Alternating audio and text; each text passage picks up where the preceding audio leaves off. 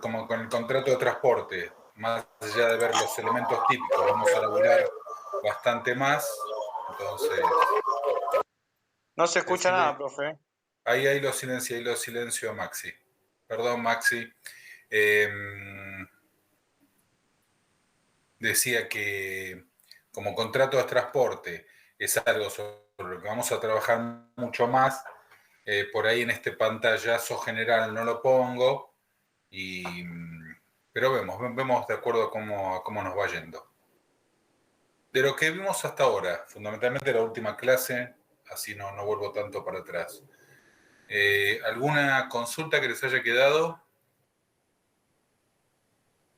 Recordamos un cachito, lo que vimos así a grosso modo en la última clase fue el contrato de compra-venta, ¿sí?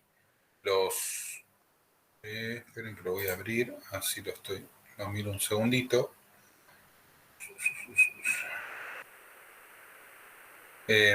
Vimos un poquito los caracteres, ¿no? Que era algo consensual, que era bilateral, que era oneroso, ¿no? Que era conmutativo porque habían cosas que se daban de los dos lados, que necesariamente tiene que... Hola Pamela, ¿cómo estás? Necesariamente tiene que haber un precio, ¿sí? Espera, Pamela. Perdón. Así que entiendo que es sobre lo que tiene que ver con el contrato de compraventa, no debiera haber mayores dudas, sí que tiene que haber una cosa y que tiene un precio, eso como un elemento esencial. Si no hay cosa y no hay precio, no es contrato de compraventa. Puede ser cualquier otro contrato, pero para que sea compraventa tiene que haber cosa y precio. Después, obviamente, las mismas cuestiones que cualquier otro contrato, como ser la voluntad, con voluntad y consentimiento, y después el resto de las puede tener condiciones, puede tener diferentes cosas que las partes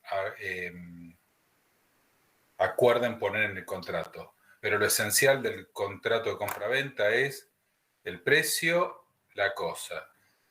De la mano de esto van cuáles son las obligaciones del comprador, pagar el precio.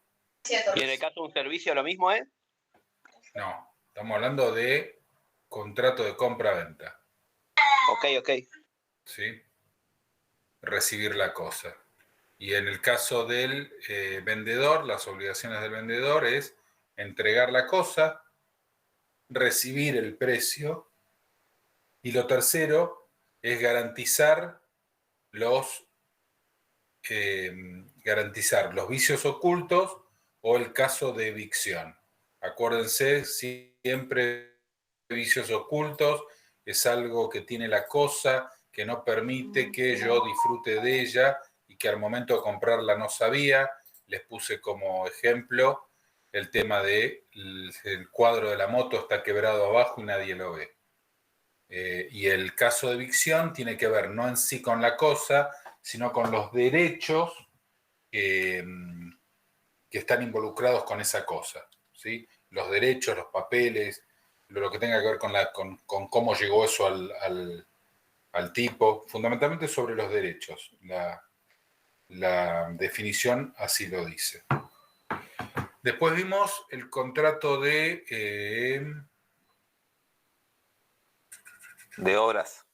De obras. Obras y servicios. Esperen que lo voy a abrir. Obras y servicios.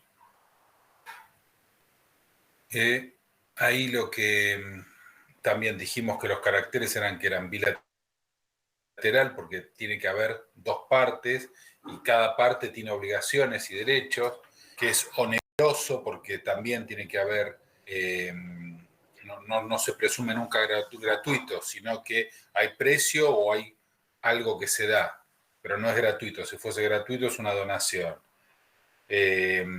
Puede ser de tracto sucesivo porque se va dando en el tiempo y es conmutativo igual que la mayoría de los contratos porque ambas partes se deben cosas, ¿no? O sea, yo tengo que hacer algo y el otro tiene que hacer algo. Yo tengo que pagar, bueno, yo tengo en este caso que dar un servicio, el otro me tiene que pagar ese servicio. Las obligaciones del contratista o prestador del servicio, dijimos que ahí habían dos tipos de contratos, ya sea el de obra por un lado o el contrato de servicio por el otro. En el de obra el resultado sí está garantizado, ¿no? Y en el de servicio no.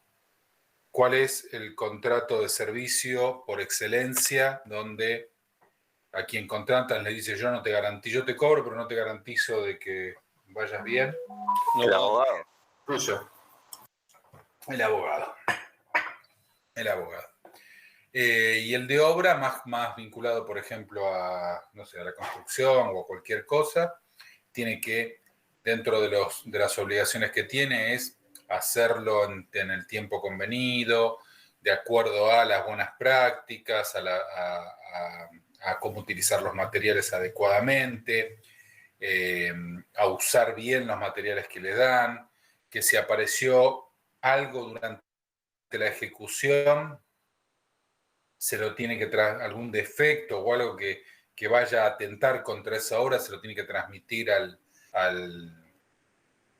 quien le encarga, al comitente, que es quien le encarga esa obra. Les puse como ejemplo, no se puede, le mandé a pintar una pared y viste que el de ese día se rompió un caño, vos la pintaste igual y dijiste, ya la pinté, no, pintaste arriba del agua, bueno, todas esas cosas. Abajo, acuérdense que si bien es largo lo que está explicado abajo de cada video, no entrando por YouTube, sino entrando a aprender derecho, también para tener un pantallazo, ahí pueden pegar una leída. Y después creo que no vimos nada, ¿no? Así que arrancamos con el contrato de depósito. Exacto. Bueno. Ok. Y ahora se sumó a... ¿Quiénes fueron los últimos que se sumaron? Ariel. Hola Ariel. ¿Y quién más se sumó? ¿Alguien más entró? Hola, profe. ¿Cómo andás? Y creo Todo bien. que... bueno, no, creo que los demás yo los he saludado a todos.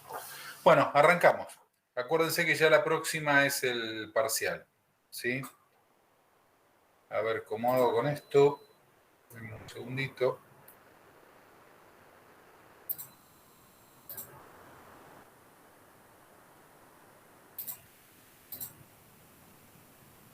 Esperen que entró Manuel. Hola Manuel, justo íbamos a empezar.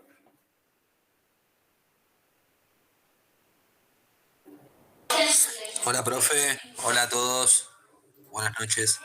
Buenas. ¿Esto qué significa? Silenciate más grande. Listo. Bueno, mientras no estabas, hicimos un pequeño repaso de los dos contratos que ya vimos, que es el de compra-venta y el de obra y o servicios. Vamos a ver, perdón, les vuelvo a preguntar, ya se los pregunté la vez pasada y dimos por sentado de que sí, de que esta metodología de un video explicado más la explicación mía arriba les está sirviendo. ¿Alguien entiende que ahora reflexionó y dice no me sirve o les está sirviendo? No sirve, profe, creo que a todos. Si alguno hay algo que dice, no, mira, resulta que después cuando lo repienso no me cierra, me dice y lo reformulo, no tengo problema. Gracias, G. Bueno, ¿lo tienen en pantalla el de depósito? Sí, sí. Sí, se ve. Arrancamos. Ah, no, de acá, perdón.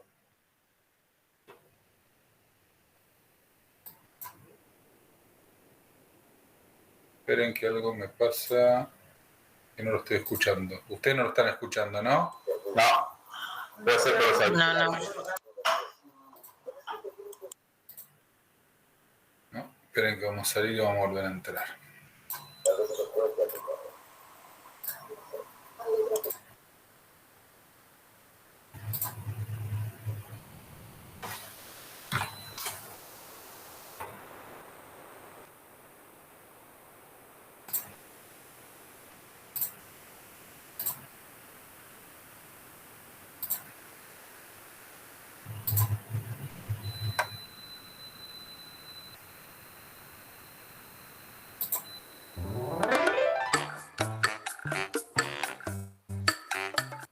tenés que suscribirte a mi canal y buscar la lista de reproducción de contratos y vas a tener acceso completo y absolutamente gratis a todo el contenido.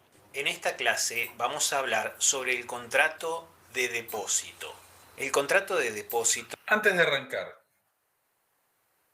¿qué suponen que es un contrato de depósito? Algo que uno deja para que lo cuiden y te devuelvan las mismas condiciones.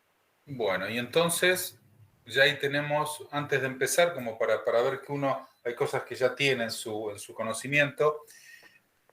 Es un lugar bilateral. donde... Es bilateral. Muy bien, es bilateral. Puede ser o no oneroso. Puede ser o no oneroso, muy bien. Requiere sí o sí una cosa, ¿sí? Tiene que ser patrimonial. Valeria, hola. Tiene que ser, no, puede o no ser, sí, no, tenés razón, perdón. Sí es patrimonial.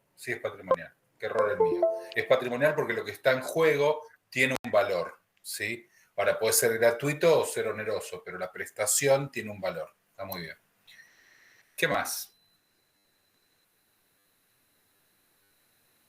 Dijo alguien, no me acuerdo quién, Tiene obligación. que tiene la obligación de devolverla. Yo. Alguien dijo, pero no había sido Maxi. En las Ezequiel, mismas condiciones. que En las mismas en las mismas condiciones. condiciones. Perfecto. Y en contrato de depósito, una vaca que estaba preñada, ¿sí? Y en el medio de tu depósito nace el ternero. ¿Es tuyo o es mío? Es mío, me imagino. Mío, vos sos el del depósito o sos el dueño de la vaca. De la vaca. Es el dueño de la vaca. Dueño de la vaca. Los frutos, ellos llaman frutos, es el dueño de la vaca. Entonces, si te di un campo y salió la siembra, también. Eso se refiere a los frutos, ¿no? Y La cosa, como los frutos del árbol. supóngase, si yo a usted le doy un depósito en un campo y usted lo explota, y después muevo el campo como yo se lo deje sin explotación. No, a ver, de vuelta. Si vos Yo me le doy das a el mí- campo, yo le doy a usted en depósito, ¿no? Bueno, No, usted no sé. los campos no sé, o sea, Bueno, Sería hacemos un un contrato de alquiler. sería un contrato de alquiler o otro tipo de contratos, pero los inmuebles no pueden ser, no son las cosas que se pueden dar en depósito. Le hago una pregunta, profe. ¿El contrato de depósito se refiere solamente a un almacén o puede ser, por ejemplo, un depósito bancario? Dentro de la generalidad también puede ser un depósito bancario. Ah, genial. Acá en particular vamos a ver lo más referido a depósito tipo almacén, pero metiste un elemento que está bueno y se los cuento ahora. Hay una palabrita que no necesito que la aprendan, simplemente que el día que la vuelvan a escuchar sepa de qué se trata, que es cuando una cosa es fungible. Fungible. Una cosa es fungible cuando puede ser reemplazado por otra cosa del mismo tipo y especie. Ahora lo van a ver más fácil. Si yo a vos te doy en depósito un billete de 1.000 pesos, no necesariamente vos me vas a devolver el mismo billete. El día que yo te lo pida, vos me vas a dar otro billete de 1.000 pesos, porque los billetes son cosas fungibles, es decir, que una cosa puede suplantar a la otra porque tienen el mismo valor, siempre el mismo valor, ¿no es cierto? O te puedo dar un billete de 1.000 y que vos me des dos de 500, porque se trata de cosas fungibles. En ese caso sería como porque el papel no tiene el valor, digamos, como el papel en sí, sino que uno lo puede... Si yo te doy una tonelada de trigo y vos me tenés que devolver, y yo te digo, me la devolvés el año que viene, seguramente vos no me devuelvas los mismos granos de trigo. ¿Sí? Pero sí va a tener que ver la calidad y eso. Yo me imagino en un perro. Exacto, la misma calidad, la misma... Me imagino en un perro, no sé, un perro policía, por decir una idiotez. Te lo dejo, se me muere. Me das otro perro y yo te digo, bueno, pues tiene un valor sentimental que el perro valía más. El perro lo quería. El perro cosa fungible. Yo te doy el Bobby no me lo cambiás por otro, ¿no? O sea, así. Fungible es lo que se puede reemplazar una cosa por algo otra. igual de la misma especie y de la misma calidad. Okay. Exacto. Bueno, vamos a ver. Entonces, una obligación de quien maneja el depósito es devolverla en buenas condiciones, devolver los frutos. Así que bueno, vamos a ver en el video qué tan cerca estuvimos. Arranco. Esto está previsto a partir del artículo 1356 del Código Civil y Comercial de la Nación, y este artículo establece que hay contrato de depósito cuando una parte se obliga a recibir de otra una cosa con la obligación de custodiarla, restituirla con sus frutos. Entonces, como pueden apreciar, en el contrato de depósito, la finalidad esencial es la guarda de una cosa. Por lo tanto, va a existir un contrato de depósito cuando una de las partes se obliga a entregar a la otra una cosa con la finalidad de custodiarla hasta que quien la haya entregado la reclame. Vamos a ver los caracteres del contrato. Les cuento una cosita, media rápida. Hoy tuve un día de locos, mal, y perdón, de hecho tengo amiguitas porque acabo de almorzar. Así que no vi este video como hice con las otras clases. Yo suelo chequear todo el material que uso. La verdad, no lo vi hoy. Sí lo vi en el momento en que lo subí, pero la verdad no lo recordaba. Pero como pueden ver, las cosas que ustedes por intuición definiendo van apareciendo. Presten atención en qué la pegaron y fíjense qué cosas descubren como nuevo, porque eso que descubran como nuevo les va a quedar como nuevo aprendizaje.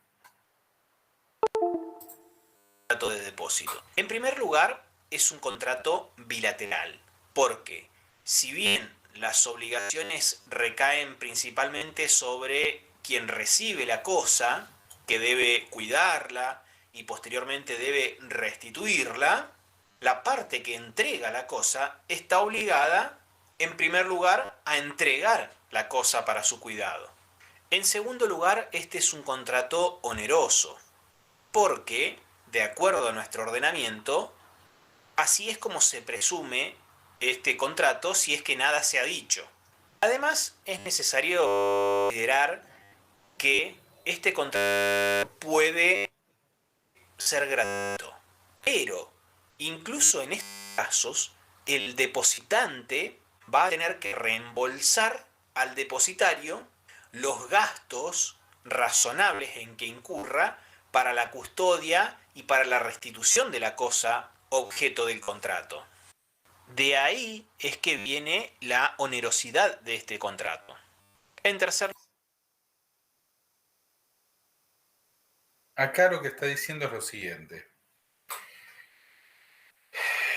Tenemos por un lado el depositante, que soy yo, y el depositario, que es cualquiera de ustedes. Ustedes son todos depositarios, ¿sí? Resulta que yo les doy una vaca en depósito, ¿sí? Y les dejo la comida y qué sé yo qué. O un caballo, ahí está, un caballo, les dejo la comida para un mes.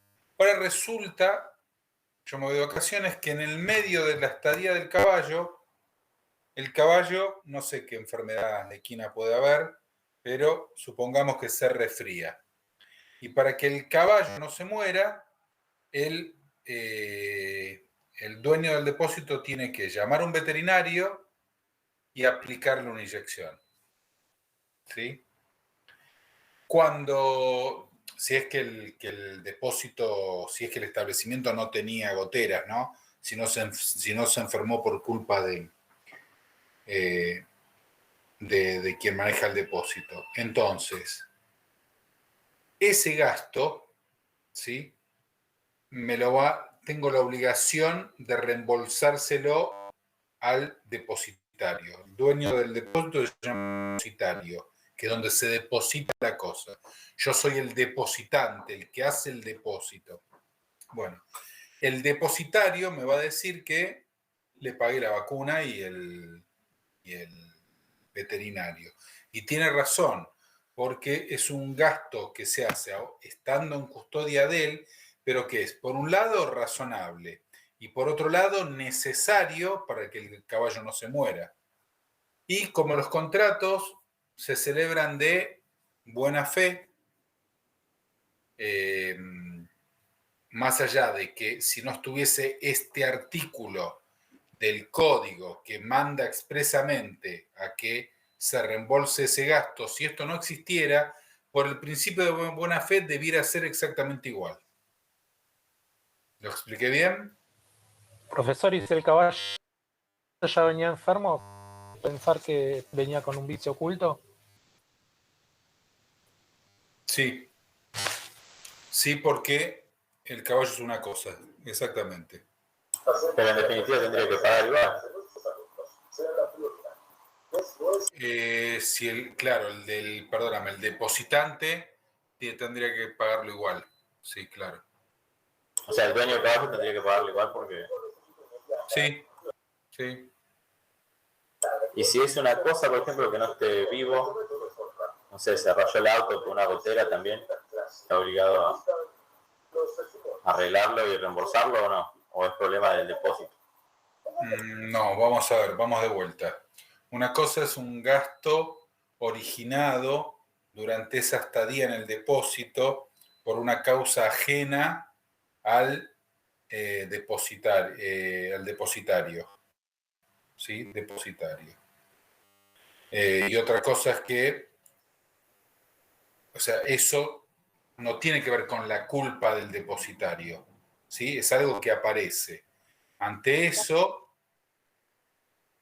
yo tengo que reembolsarle los gastos que él hizo, ¿sí?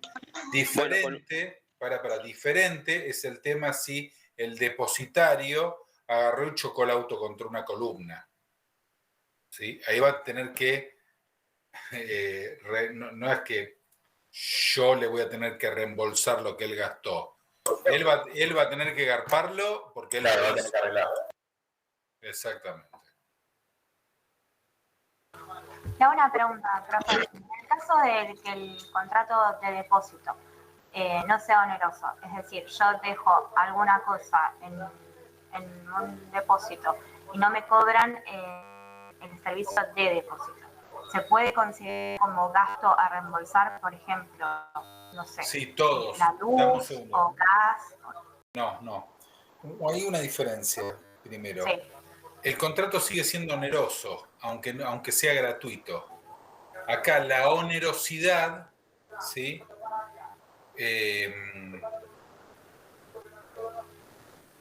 Está dada no por el precio que tengas que pagar. Te lo explica ahí el artículo 1357. El 1357 dice, primero, todo contrato de depósito, si cuando hicieron el contrato se olvidaron de decirlo, se presume que es oneroso. Para que sea gratuito, para que yo juez entienda que eso es gratuito, ustedes tienen que haber escrito en el contrato que era gratuito. Si no, yo juez voy a pensar que ustedes se olvidaron de poner el precio, pero que es con una remuneración. Eso, primera cuestión.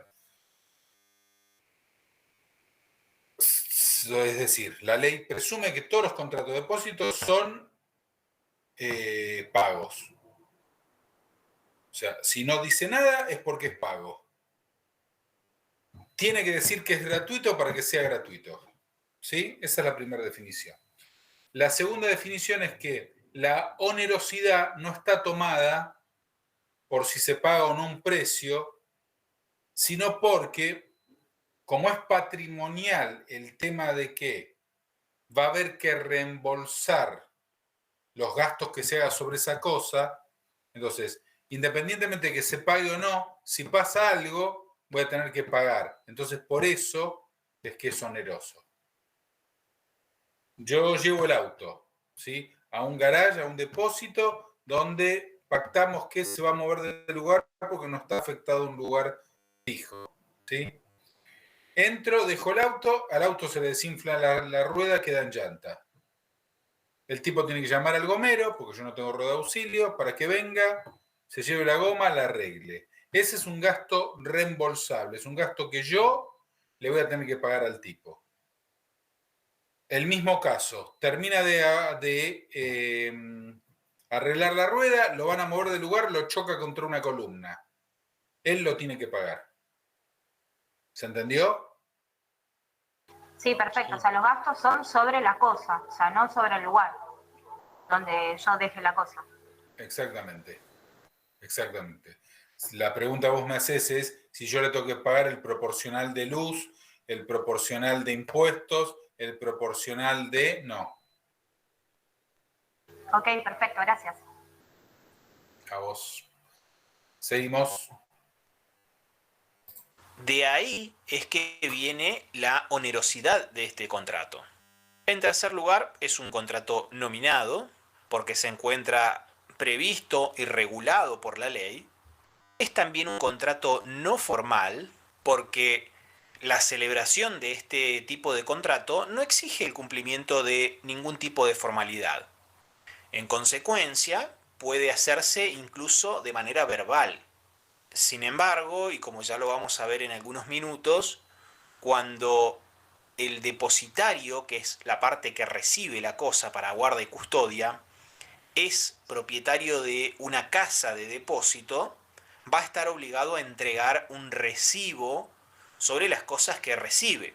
Pero esta formalidad no afecta No la hace a la existencia cosa del completa. contrato, sino que va a tener repercusión en la prueba, no en la existencia del contrato.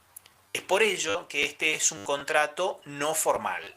Y finalmente es un contrato consensual. Esto implica que basta el mero acuerdo de voluntades para que sea exigible. Con respecto al objeto, la... Un temita que quería... Esperen. Ahí está. Que quería mostrarles es esto. Nominado, ¿sí? Es porque tiene un título en la ley. O sea, la ley le pone el nombre que tiene, ¿sí? O sea, está en el código y se llama contrato de depósito. ¿Qué sería un contrato no nominado? Es algo que las partes se juntan e inventan. Y que entonces no le puedo, porque tienen caracteres de muchos contratos. Con un contrato nominado, no importa lo que esté escrito adentro, uno con solo ver el título ya sabe de qué se trata. ¿Sí? Si uno ve contrato de compra-venta, ya sabe que va a haber una cosa, ya sabe que va a haber un precio, ya sabe que puede haber condiciones, que puede haber... O sea, ¿sí? En cambio hay otros contratos que son mezclas de un montón de cosas y que no se le puede poner un título en particular. ¿Sí? Los usos terminan dándole algún tipo de nombre que después se incluye en la ley. Pero cuando arrancaron los contratos de fideicomiso, no nos entendía bien quién era, hasta que hubo una ley que los nominó, les puso un nombre y dijo un contrato de fideicomiso. Está el fideicomisario, el fideicomiciante, el administrador, las obligaciones, los elementos, los caracteres, ¿sí? Nada. Los nominados son todos los que ustedes conocen los títulos y que están en la ley. Los no nominados es nos juntamos y nos ponemos a inventar. Es también un contrato no... Sin embargo, y como es propietario de una casa de depósito, repercusión en la prueba usual. Esto implica que basta el mero acuerdo de voluntades para que sea exigible. Con respecto al objeto, la cosa objeto del depósito puede ser tanto un mueble como un inmueble, porque si bien la mayoría de los contratos de depósito tienen por objeto la custodia de inmuebles, puede darse el caso en que se entregue una cosa inmueble para su custodia. Y cuando hablamos de cosas muebles, pueden ser cosas fungibles y no fungibles. Es decir, que todo tipo de cosas pueden ser objeto del contrato de depósito. Vamos a ver ahora las partes del contrato de depósito. Y las partes son dos: el depositante y el depositario. Con respecto al depositario, tiene diferentes obligaciones. En primer lugar, tiene la obligación de guardar y conservar la cosa que se le entrega. Para cumplir con esta obligación, va a tener que guardar y conservar la cosa con la diligencia que usa para sus propias cosas, o según la diligencia que corresponda a su profesión. Y hay que tener en cuenta que el depositario no puede delegar en otro el cuidado de la cosa. Es decir, que el depositario no puede a su vez depositar la cosa en un tercero, pero sí puede poner la cosa bajo la vigilancia de un dependiente directo, de un empleado, porque si el empleado, si este dependiente falla en su labor de cuidado de la cosa, igualmente va a tener que responder ante el depositante por las fallas de su dependiente. En segundo lugar, el depositario debe abstenerse de usar la cosa depositada. Y si el depositario usa la cosa, va a tener que resarcir los daños causados conforme al principio de la reparación integral. También está obligado a restituir la cosa al término del contrato o cuando el depositante lo exija. De más está decir que debe restituirse la misma e idéntica cosa con todas y frutos y como se encuentre, y si el depositario hubiere recibido la cosa en buenas condiciones y la devuelve deteriorada, estos daños van a ser imputables al depositario y solo se va a poder liberar si prueba que el perjuicio provocado no le es imputable. Además, si el depositario ejerce su actividad como comerciante mediante una casa de depósito, va a tener otras dos obligaciones. En primer lugar, va a tener que dar un recibo por las cosas que le son entregadas para su custodia, y en este recibo va a tener que describir la naturaleza, la calidad, el peso, la cantidad o medida de la cosa que está recibiendo. Y también va a tener la obligación de permitir la acción de las cosas recibidas en el depósito al depositante y a toda otra persona que indique el depositante. Por su parte, el depositante tiene por primera obligación entregar la cosa. Pero además de esta obligación esencial, va a tener otras obligaciones. Es así que va a tener que reembolsar al depositario los gastos razonables que hubiera hecho para la conservación de la cosa depositada y para su restitución. Además, va a tener que indemnizar al depositario de los perjuicios, va a tener que pagar la remuneración pactada y recibir la cosa que le restituye el depositario en tiempo oportuno. Vamos a ver las modalidades de depósito.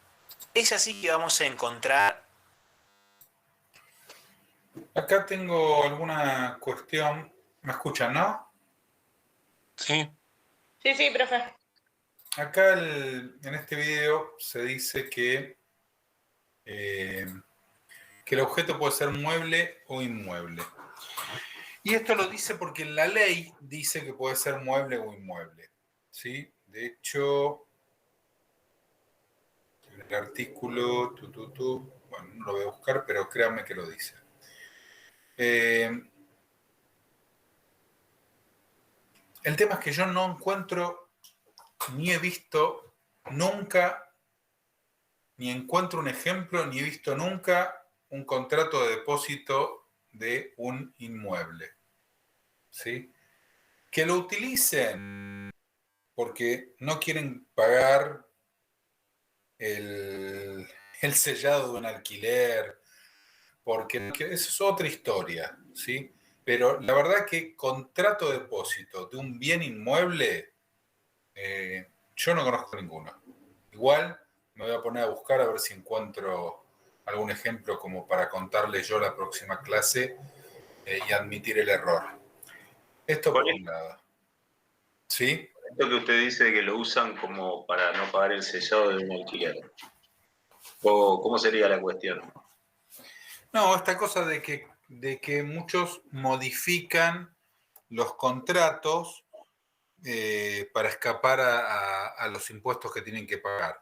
Por ejemplo, hace unos 8, no, un poquito más, 10 años, ponele, se empezó a hablar en vez de contrato de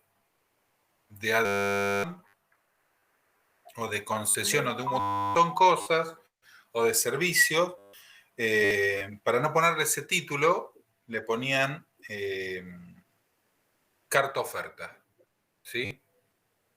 O sea, daban vuelta a la cosa. Yo, por ejemplo, era el concesionario de una estación de servicio, el dueño de una estación de servicio, ¿no?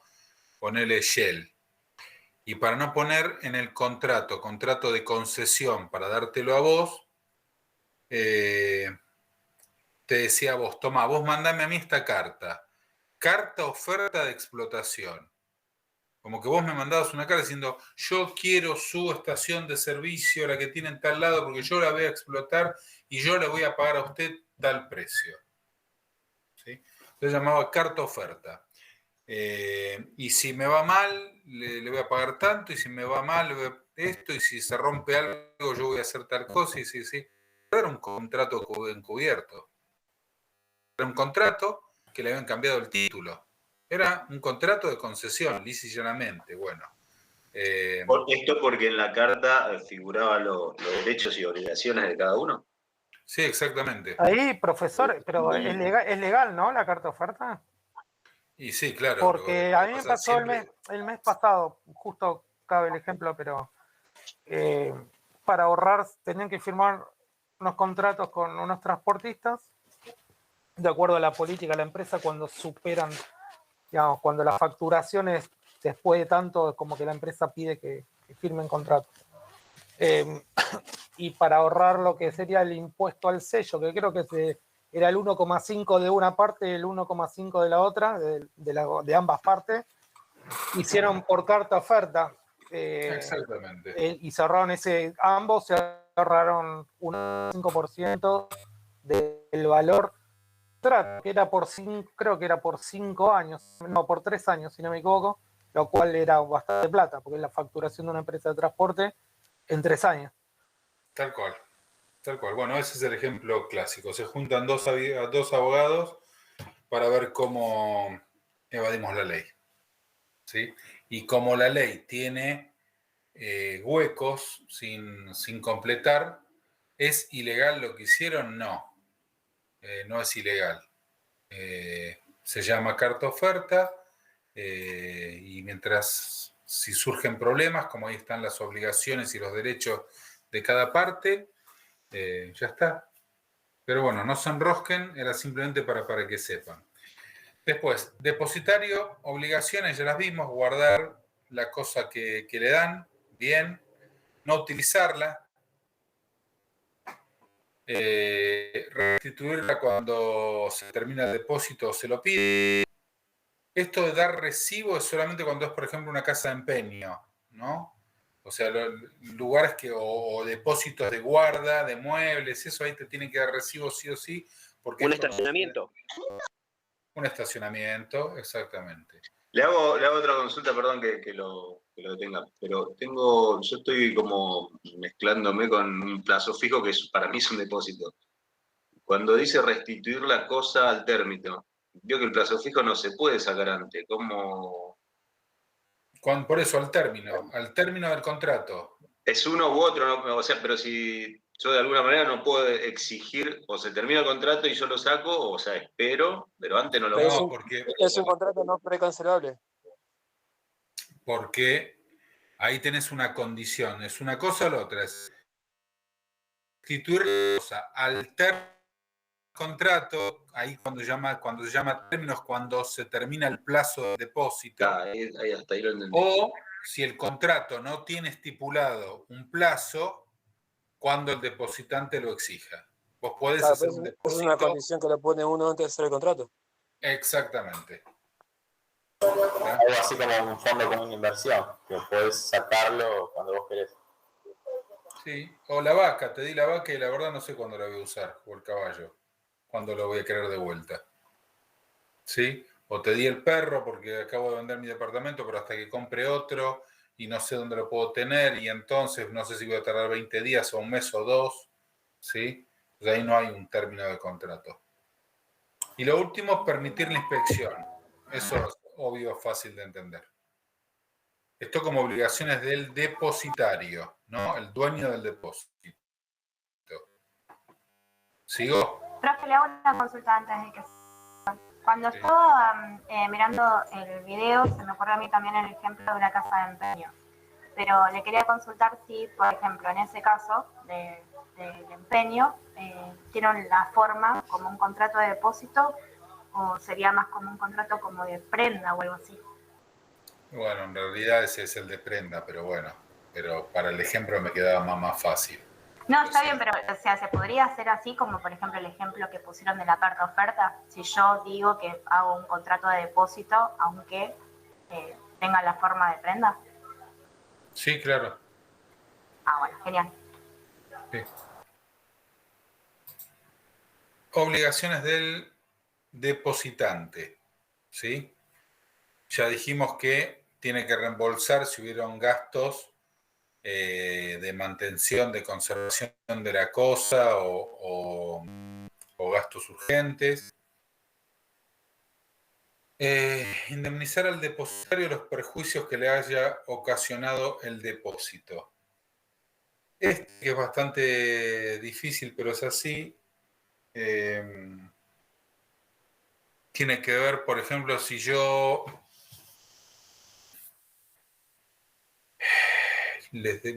el perro que les dejé, ¿sí? Yo les dejo el perro, ustedes me lo van a cuidar, un depósito gratuito, pero es oneroso porque si se muere el perro me lo van a tener que garpar, y mi perro les rompe el sillón, ¿no? Bueno, voy a tener que garparles el sillón. A eso se refiere indemnizar al depositario de los perjuicios que le ha ocasionado el depósito, ya sea la cosa o el hecho de guardar. Después pagar la remuneración pactada y recibir la cosa cuando se termina el contrato de depósito. Ah, no, se terminó, yo el perro no lo quiero, te lo quedas vos y mucha suerte. ¿Vamos bien? Sigo. Sí. Al depósito regular, al depósito irregular y al depósito necesario.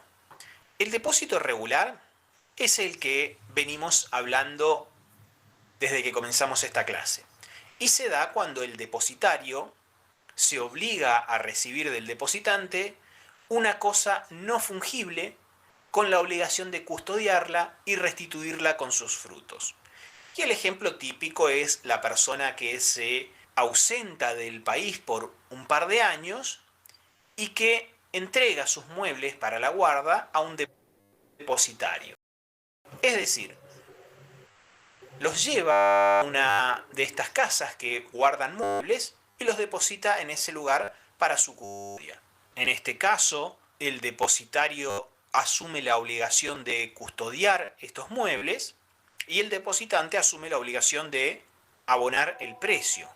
El segundo caso es el del depósito irregular. Y este tipo de depósito se da cuando se entregan cosas fungibles que no se encuentran en saco cerrado. Porque si se entrega una cantidad de cosas fungibles que no se encuentran en saco cerrado, se transmite el dominio de las cosas, incluso aunque el depositante no haya autorizado su uso o incluso si lo hubiera prohibido. y en este caso el depositario se va a liberar de su obligación, resta la misma calidad y cantidad de cosas. Por ejemplo, si una persona entrega a otra dinero para su custodia. Supongamos que yo me voy de vacaciones, tengo algunos ahorros en mi casa, pero como vivo en una zona donde han existido antecedentes de robos mientras la gente está de vacaciones, decido dejarle mis ahorros a una persona de mi confianza. Yo le entrego el dinero y esta persona lo va a custodiar. Si imaginamos que yo le entrego 500.000 pesos a esta persona para su custodia, esta persona se va a liberar devolviéndome la misma cantidad de dinero, sin importar si son los mismos billetes o no. Y finalmente la última modalidad es la del depósito necesario. El depósito necesario es aquel en que el depositante elegir a la persona del depositario por un acontecimiento que lo somete a una necesidad imperiosa. Y también es depósito necesario el de los efectos introducidos en los hoteles por los viajeros. Por ejemplo, si yo me voy de vacaciones y me alojo en un hotel en Bariloche y llevé mi computadora, cuando yo me vaya a hacer excursiones por el bosque, la computadora va a quedar en la habitación. Y esto es un depósito necesario. Por ende, el propietario del hotel va a asumir todas las obligaciones de un depositario. Entonces, el hotelero va a tener que responder por todos los daños, por todas las pérdidas, de los efectos introducidos en el hotel e incluso de los vehículos que se guarden en los estacionamientos o cualquier otro lugar adecuado puesto a disposición del viajero. Y todas las cláusulas o carteles que suelen poner los hoteles que excluyen o limitan su responsabilidad se tienen por no escritos. Es decir, que cuando vamos a un hotel y encontramos un cartel que dice este hotel no se responsabiliza por la pérdida de objetos personales, hay que tener en cuenta que ese cartel, que esa cláusula es nula. El hotelero va a tener que responder. Y para finalizar con esta clase, vamos a ver cómo se extingue el contrato de depósito. En primer lugar, se extingue por cumplimiento. Es decir, que si el contrato fue por un tiempo determinado, se extingue al vencimiento de ese plazo. Y si fue por un tiempo indeterminado, se extingue cuando cualquiera de las partes así lo quisiere. En segundo lugar, se extingue por la pérdida de la cosa depositada. Es decir, que si la cosa depositada ya no está, se extingue el contrato de depósito. Se murió la vaca. Profe, una También se consulta. extingue por... Sí.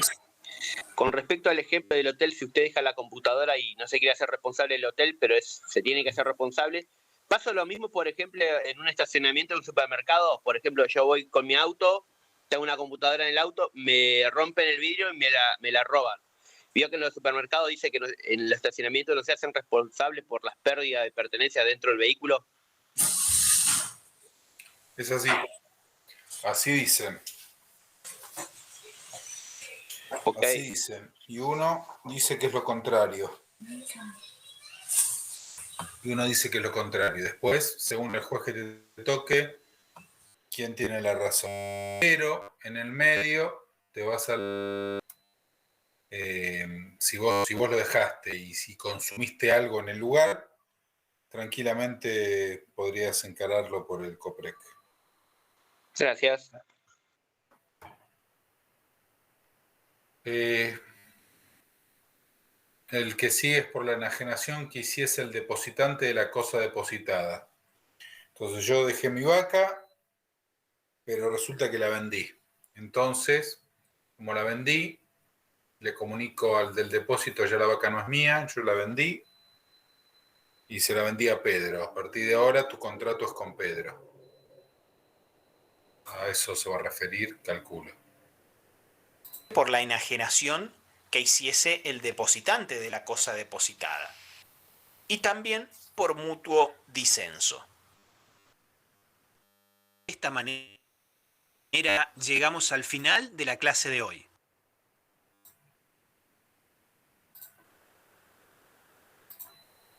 Bueno, me parece que está bastante sencillo. ¿Alguna pregunta sobre...? ¿Puede explicar el de la exagenación, profe? No lo entendí muy bien. La extinción. Enajenación. Enajenación. Es decir, que enajené, que ahora es una cosa ajena a mí, es de otro. ¿Sí? En el momento que la cosa deja de ser mía, entonces cualquier contrato que yo tuviese hecho sobre esa cosa, ahora no es mía, es del dueño de la cosa. Entonces, si yo te di a vos,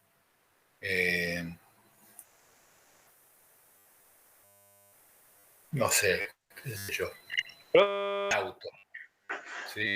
Pero, perdóname, espera. Yo te di el auto, y el auto lo vendí, y te aviso a vos que lo vendí, y te avisa al que lo compró, yo no puedo ir a retirar el auto.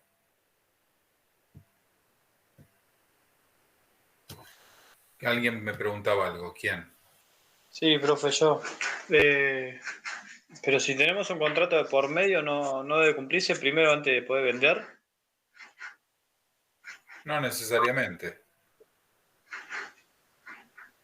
No. Y en ese caso, cuando hace eso, igual puede uno decir si sigue el contrato o no también. Exactamente. Ah. O sea, se puede dar por las dos causas. Sí.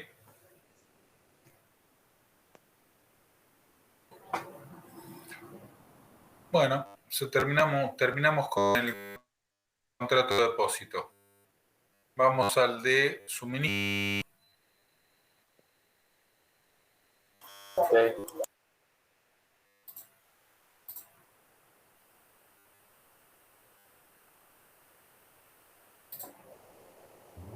De contratos. Ya sabés que si querés tener acceso total a este curso de completo y absolutamente gratis a todo el contenido.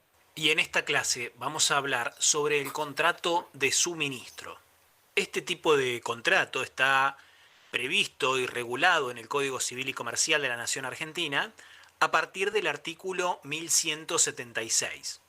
Este artículo establece que suministro es el contrato por el cual el suministrante se obliga a entregar bienes, incluso servicios, sin relación de dependencia, en forma periódica o continuada, y el suministrado a pagar un precio por cada entrega o grupo de ellas.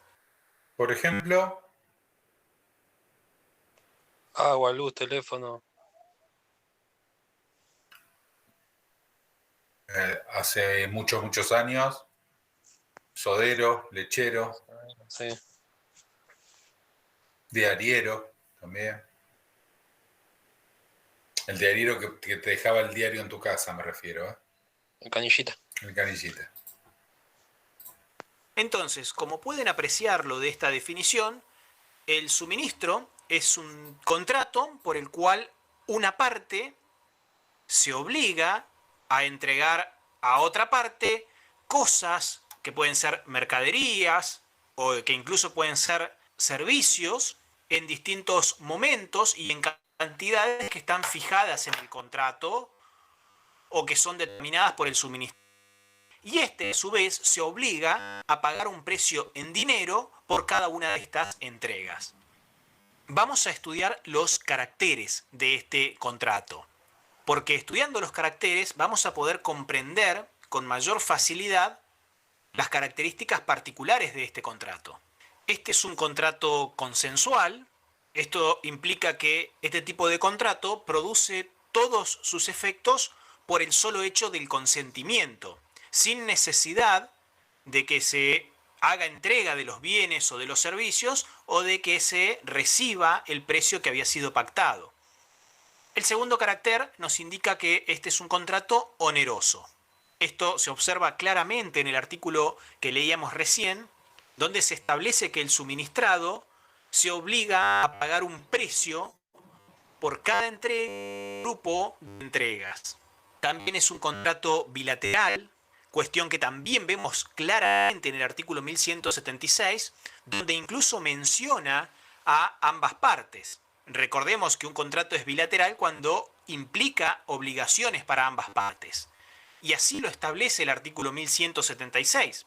Fíjense que por un lado el suministrante se obliga a entregar bienes, incluso servicios, y el suministrado se obliga a pagar un precio por cada entrega.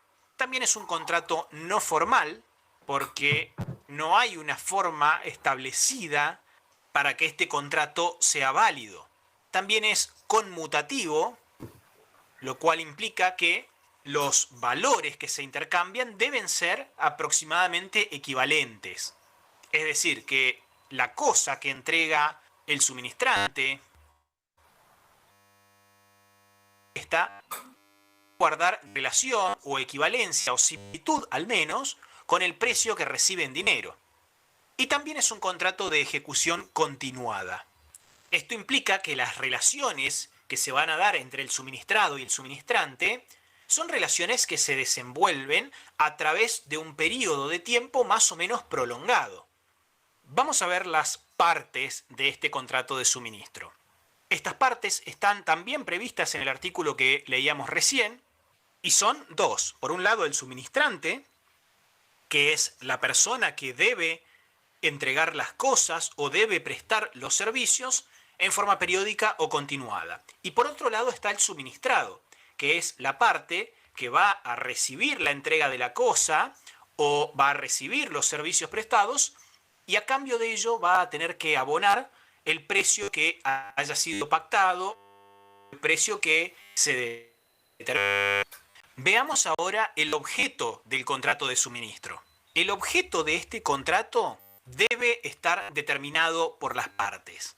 Y puede ser objeto de un contrato de suministro tanto las cosas como los servicios que se prestan.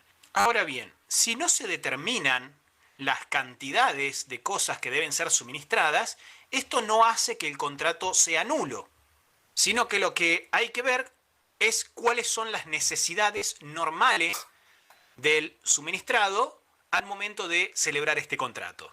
Es decir, por ejemplo, hoy no me dejes 2 bidones, déjame solo uno. O al revés, no me dejes un cajón de soda, déjame 2. ¿Sí?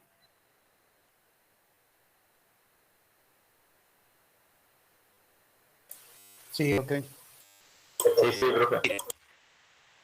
Si, por ejemplo, solo se convinieron cantidades máximas y mínimas, el suministrado va a tener derecho a determinar la cantidad en cada oportunidad que corresponda. Vamos a hablar ahora sobre el precio, que el precio es la otra pata del objeto. Es decir, dijimos que es un contrato bilateral, porque implica obligaciones para ambas partes. Por un lado, el suministrante y por otro lado, el suministrado.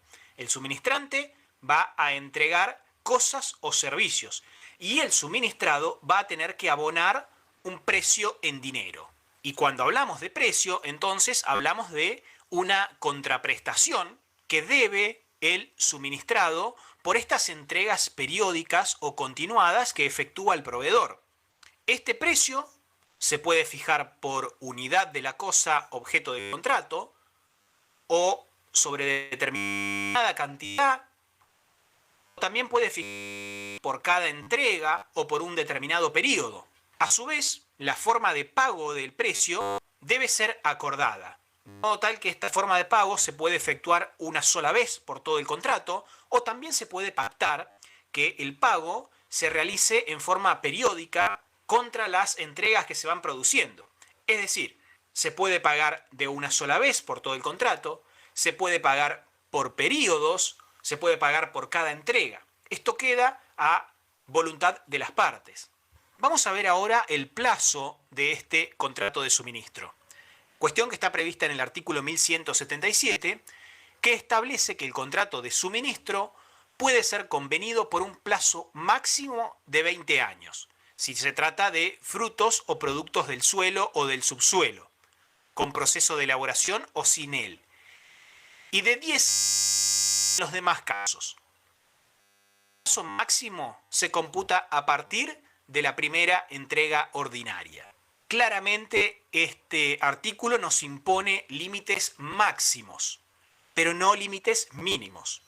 Entonces, como máximo, el contrato de suministro puede tener una duración de 20 años, en tanto y en cuanto se trate de suministro de frutos o productos del suelo o subsuelo. La parte del plazo de esto no me interesa que lo sepan, ¿sí? Sepan, o sea, escúchenlo porque está bueno el conocimiento general, pero nunca va a ser pregunta de examen cuántos son el plazo máximo de... Por ejemplo, el suministro de arena. Y en otros casos, por ejemplo, en el suministro de equipos electrónicos o sonidos virtuales, el plazo máximo es de 10 años. Y para finalizar con esta clase vamos a ver cómo se extingue el contrato de suministro. El primer modo de extinción es la conclusión del contrato de suministro. Porque este contrato, al igual que cualquier otro, concluye cuando se cumple el límite de tiempo por el cual se lo hubiera pactado. Es decir, supongamos que se pactó un contrato de suministro por un plazo de 3 años, al cumplirse esos 3 años, concluye el contrato. Ahora bien, si las partes no hubieran acordado un plazo, esto no significa que el contrato dura para siempre, sino que significa que las partes pueden dejarlo sin efecto en cualquier momento. Tiene gran importancia también la suspensión del contrato de suministro, porque una parte puede suspender sus prestaciones hasta que se subsane el incumplimiento, en tanto y en cuanto haya advertido al incumplidor con una anticipación razonable. El ejemplo clásico de esto es dejar de pagar el teléfono y te lo cortan. Esto significa que para que proceda la suspensión del contrato de suministro, el incumplimiento debe ser de poca importancia y no debe afectar la integridad o naturaleza del acuerdo. Y finalmente, puede ocurrir también la resolución del contrato de suministro, porque en caso de incumplimiento de las obligaciones de una de las partes, la otra parte puede resolver el contrato de suministro si es que este incumplimiento es de notable importancia. Te dan de baja la línea. ¿Se entiende la diferencia esta que dije?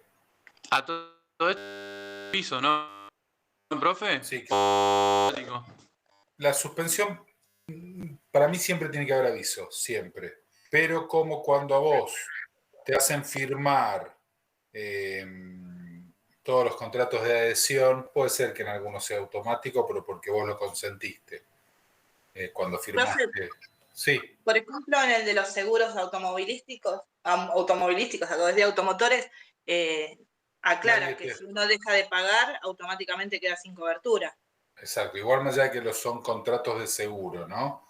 Que no serían como suministro, pero sí. Y ahí claramente cuando vos firmás entre las letras chiquititas te dice esto y vos prestaste consentimiento a eso. Claro. En las facturas de servicios atrás te dice que en la segunda factura o el segundo mes que incumpliste con el pago, ellos tienen derecho a cortarte el suministro, bla, bla, bla. Ya viene la factura atrás. Sí. ¿Alguien más habló? Yo. Ahí dice que puede ser por una de las partes. Usted dio el ejemplo del agua. Supóngase, no sé, yo dejé de pagar, usted no me va a traer más agua. Ahora, usted no pasó 2 semanas, yo digo no me traigas más agua. También, claro, alguna de las partes, sí. Okay. Exactamente, es lo mismo, para un lado o para el otro. Es decir, que cuando el incumplimiento es mínimo y es escaso, se puede suspender el contrato de suministro. En cambio, cuando el incumplimiento es grave, se puede resolver el contrato de suministro. De esta manera llegamos al final de la clase de hoy. Esperamos que te haya servido y nos gustaría leer tu comentario.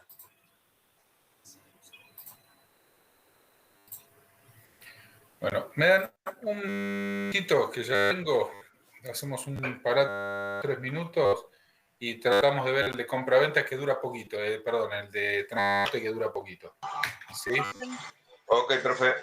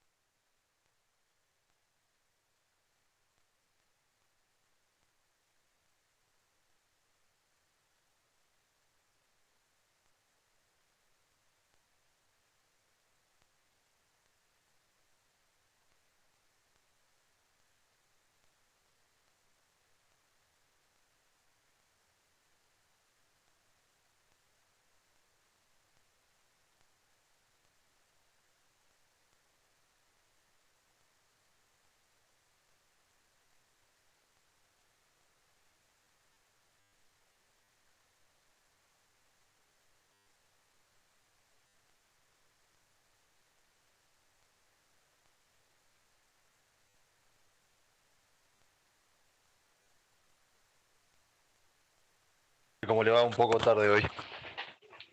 Tranquilo. Pablo, vimos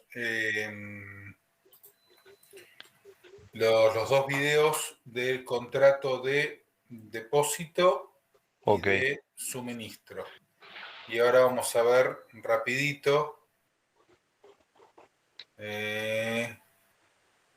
Alejandro se quedó sin internet. Bueno. Y ahora vamos a ver el último, el contrato de transporte, que dura 12 minutos nada más. Y bastante por arriba. Ok.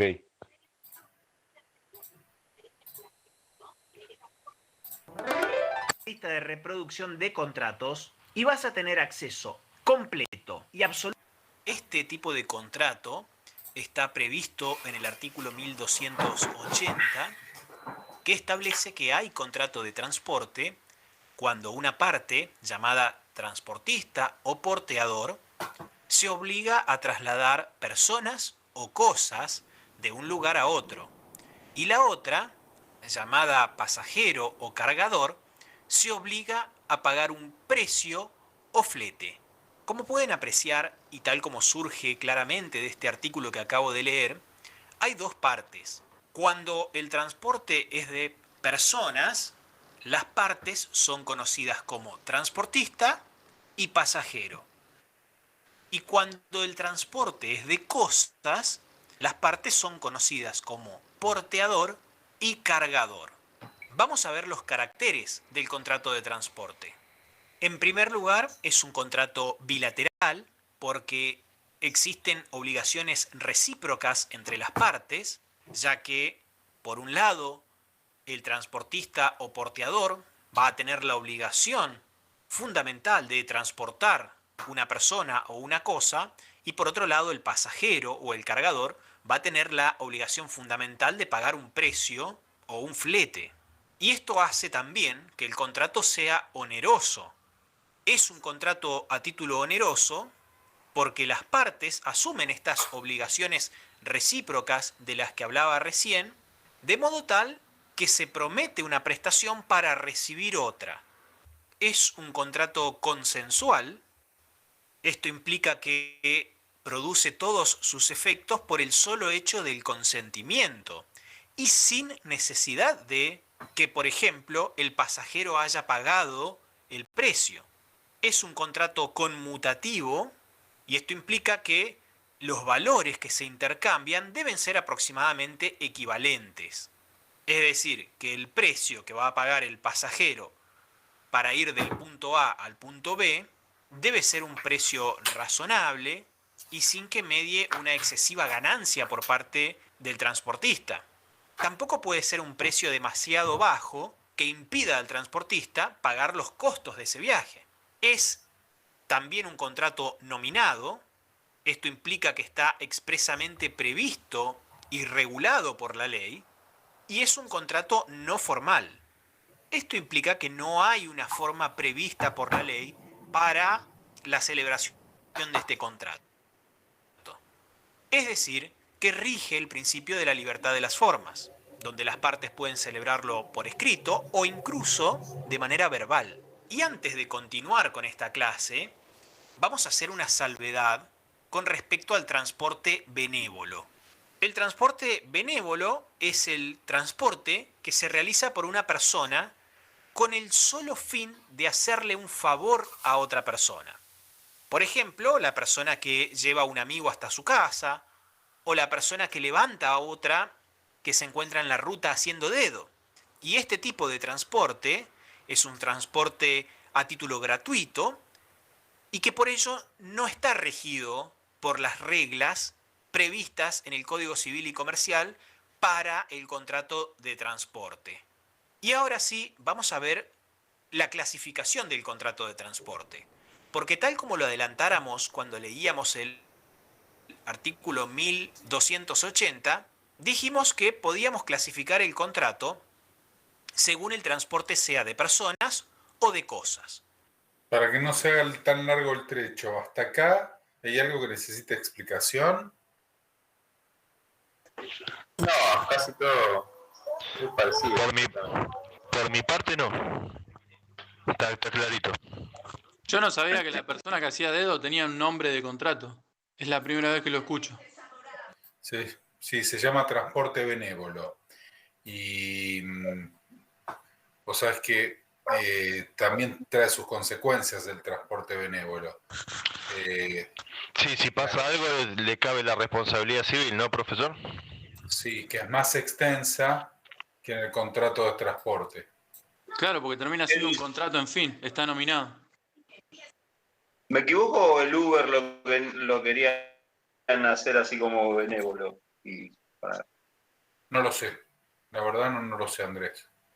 No O sea, debiera. No pagan seguro de transporte, tipo los taxis y todo eso, querían manejarlo como un transporte benévolo. Y no sé que había ahí un drámite. Pero bueno. Igual no podría ser un transporte benévolo porque a vos te facturan una tarifa. Hay una tarifa, todo. Claro, no es oneroso. Tal cual. Bueno, sigo. Vamos a comenzar hablando sobre el transporte de personas. Y el transporte de personas comprende básicamente el traslado de personas desde una ubicación geográfica hacia la otra. Es decir, desde el punto A hasta el punto B.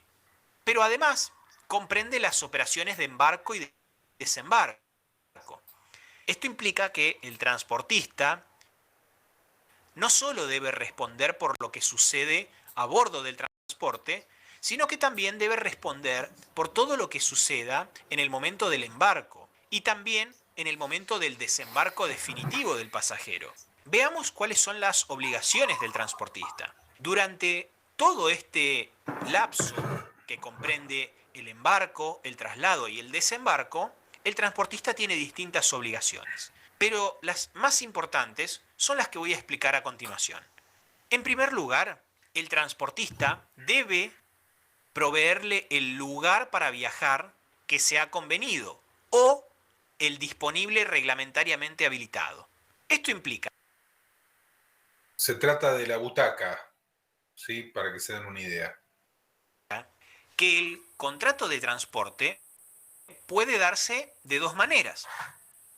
O bien que el transportista y el pasajero convengan un lugar en el transporte, como por ejemplo cuando se compra un pasaje de colectivo de larga distancia, uno adquiere un asiento determinado.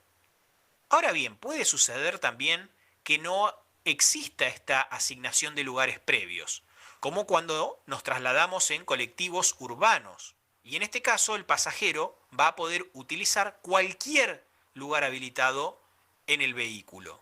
Pero una vez que el pasajero compra el boleto, el transportista queda obligado a proveer el lugar para viajar. La segunda obligación, y de fundamental importancia, es trasladar al pasajero al lugar convenido. Esto implica que el viaje debe concluir en el lugar pactado. Ahora bien, si por fuerza mayor se debe desviar de su curso o no puede llegar a dicho lugar, el transportista debe asegurarle al pasajero los medios para que llegue a su destino. La tercera obligación fundamental del transportista es garantizar la seguridad del pasajero. Y esta responsabilidad del transportista es objetiva. Y el transportista va a responder por la no concreción del resultado pactado, por las lesiones que pudiera sufrir el pasajero durante el transporte, y también va a abarcar al equipaje del pasajero, lo cual se relaciona con la cuarta obligación fundamental del transportista, que es llevar el equipaje del pasajero. Esta es una obligación fundamental, aunque se pueden pactar ciertas limitaciones por el peso o limitaciones por el volumen, o incluso cobrar por un excedente de equipaje. Y vamos a ver ahora. ¿Hasta ahí vamos bien? Sí. Sí, sí. Sí, la verdad que sí. Seguimos. Ahora las obligaciones del pasajero, quien en primer lugar está obligado a pagar el precio pactado. Ahora bien, como dijimos cuando iniciamos la clase que este es un contrato consensual, la falta de pago en el precio no exonera de responsabilidad al transportista por los daños que haya sufrido el pasajero durante el transporte. También está obligado a presentarse en el lugar y momentos convenidos para iniciar el viaje. Esto implica que si el pasajero no se presenta en el lugar y en el momento convenidos, va a perder el derecho a ser transportado. En tercer lugar, el pasajero está obligado a cumplir las disposiciones administrativas, a observar los reglamentos establecidos por el transportista para el mejor orden durante el viaje y obedecer las órdenes del porteador o de sus representantes impartidas con la misma finalidad. Esto implica que el pasajero debe seguir las indicaciones que le son dadas por el transportista, particularmente aquellas indicaciones que se relacionan con el orden y con la seguridad. Por ejemplo, póngase el cinturón de seguridad. Y en caso de incumplimiento de esta obligación, el transportista podrá extinguir el contrato y concluir el transporte. Y finalmente, el pasajero está obligado a acondicionar su equipaje. Este acondicionamiento debe ajustarse a las medidas y peso reglamentadas por el transportista. Y esto implica que el pasajero no solo debe acondicionar el equipaje para que no se produzcan los daños durante el transporte, sino que además existe la obligación del pasajero de declarar las cosas de valor extraordinario que lleve consigo. Y en caso de omisión de hacerlo, el transportista va a quedar exonerado de responsabilidad por la pérdida o el daño. Vamos a analizar ahora el transporte de cosas. O sea que si les pierden la valija, van al mostrador y dice: yo llevaba 2 lingotes de oro en la valija. Más allá de que las compañías de seguro tienen un valor predeterminado para las valijas, con lo cual esto que les estoy diciendo no procedería, pero si ustedes, quedándonos con la idea llana de esto, si ustedes tienen 2 kilos de oro, van a tener que, si quieren que se los cubran, debieran denunciarlo o dar noticia de ello, usar el transporte. Bueno, justo le iba a decir que, por ejemplo, en el aeropuerto me tocó hace muchos años presenciar algo y justamente el pasajero no había declarado algo de lo que llevaba y lo apretaron para decomisarlo, llevaba plata en efectivo, llevaba más dinero del que podía llevar, que creo que son $10.000 o algo así. Sí. Bueno, y llevaba como 35, entre lo que llevaba en la valija encima y todo lo demás. Y bueno, lo apretaban para que compartiera eso o si no lo denunciaban. Y bueno, no sé qué pasó, cayó en ese momento la gente de Fuerza Aérea y medio se armó un tole-tole.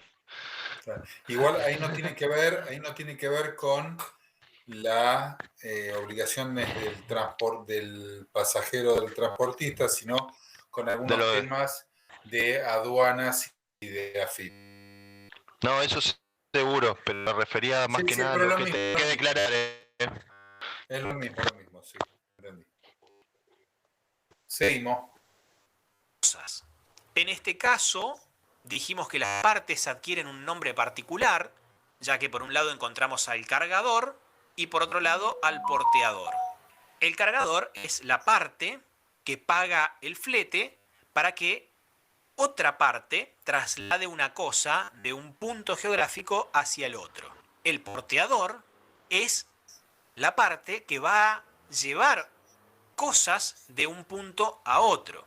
Básicamente, el cargador debe declarar el contenido de la carga, debe identificar los bultos externamente, debe también presentar la carga con un embalaje adecuado, indicando el destino de esa carga y el destinatario, y debe entregar al transportista la documentación requerida para realizarlo.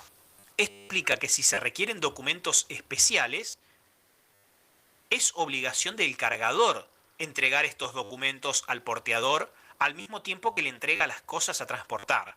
Y el porteador es quien debe trasladar los bienes y cosas que le son entregados por el cargador y deberá entregarlos al destinatario en el tiempo y en la forma indicados en la carta de porte.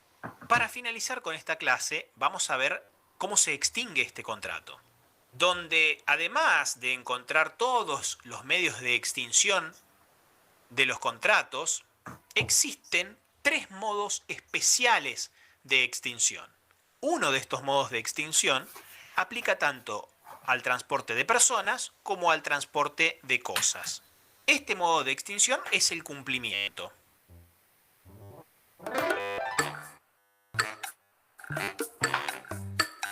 Hola, hola, bienvenidos a una nueva clase virtual de Aprender. En esta oportunidad...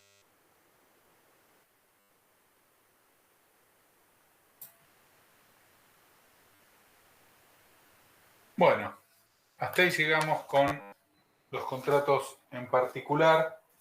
Sí, después Profe, me parece que no terminó no sé por qué volvió a empezar, pero no terminó con lo que era extinción. No. ¿Hola? A ver. Vamos de vuelta. La parte de extinción dijo cumplimiento y volvió a empezar. Llegó a la parte que dice que había 3 modos y llegó a decir que una era por el cumplimiento y ahí que se cortó. Por el cumplimiento tiene que ver con la entrega de la cosa al destinatario, ¿sí? O el arribo del pasajero al destino.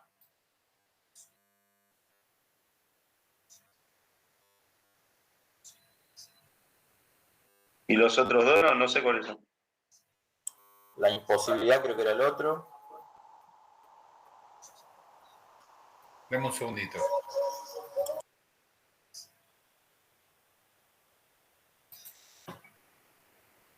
La extinción es por el cumplimiento, dijimos, y el porteador entrega la cosa o el transportista o el pasajero llega.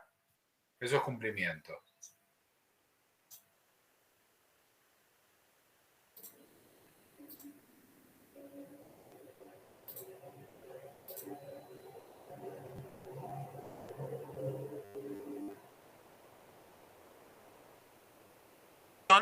Operan únicamente para el transporte de cosas.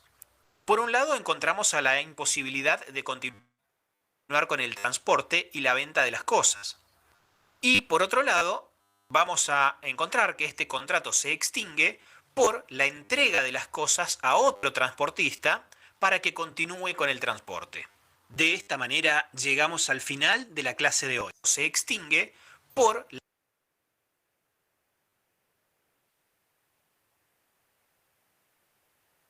Permítame un cachitito.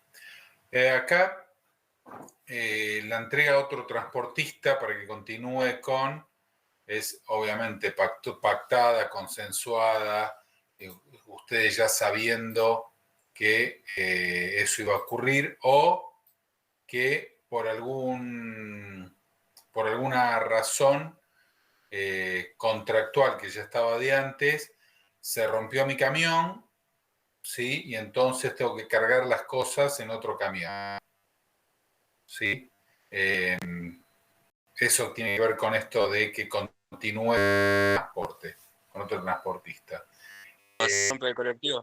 Como se rompe el colectivo también.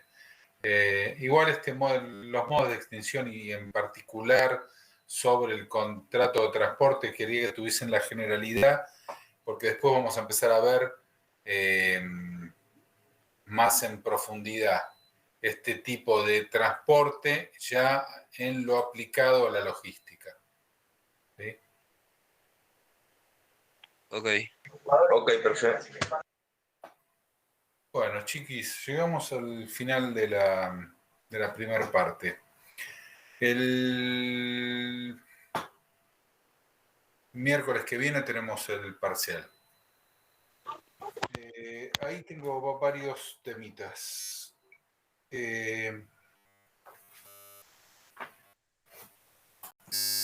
Preparen un tema y si ustedes, pero ustedes son mejores que yo pondré la mitad de la pantalla con el tema que voy a dar y voy hablando mientras miro la pantalla y doy el tema de corrido y el profesor del otro lado va a entender que yo sé mucho y me va a aprobar. Con lo cual, para evitar esa trampa, tampoco les quería hacer un examen escrito ni un multiple choice. Me pareció que del modo en que planteamos la clase y del modo en que yo tuve tiempo para prepararla, era someterlos a un estrés que no tenía sentido. Así que ni una punta ni la otra. Como les dije, va a ser una charla que inclusive pueden tener los apuntes, no me jode, sinceramente. Porque obviamente lo que voy a tratar de hacer es ir llevándolos por los temas. No tengan de buscar. Seguir pensándola. Más bien ir pensándola. De esto se trata. Sí, tienen que saber de memoria, que es muy poquitito. Es lo que ya les fui marcando durante la cursada, 3 o 4 o un poquito más, ¿no? 10, 15 cosas puntuales. Y ante la pregunta de si un contrato es un hecho o un acto jurídico.